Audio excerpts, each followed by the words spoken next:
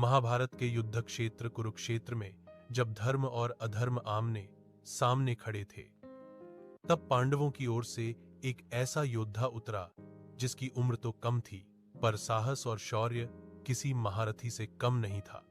वह था अभिमन्यु, अर्जुन का पुत्र और सुभद्रा का लाल। अभिमन्यु ने वीरता के संस्कार गर्भ में ही पाए थे। कहते हैं कि जब सुभद्रा गर्भवती थीं, तब अर्जुन उन्हें चक्रव्यूह भेदन की कला समझा रहे थे।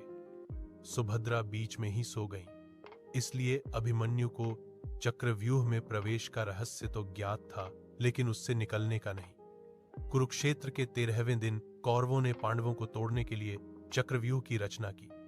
अर्जुन उस समय युद्धभूमि से दूर फौंसाए गए थे।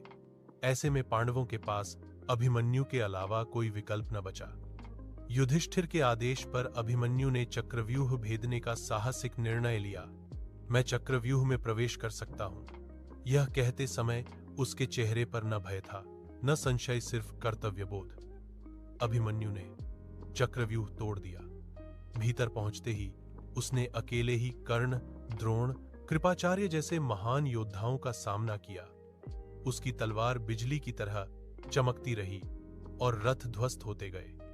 कौरव सेना में हाहाकार मच गया, लेकिन यह युद्ध धर्म का नहीं रहा।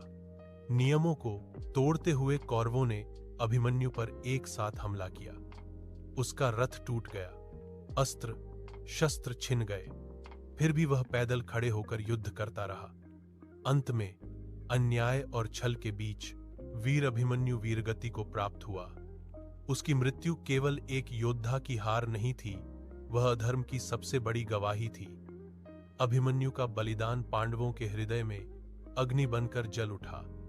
उसी अग्नि ने महाभारत के युद्ध को निर्णायक मोड़ दिया। आज भी अभिमन्यु का नाम वीरता,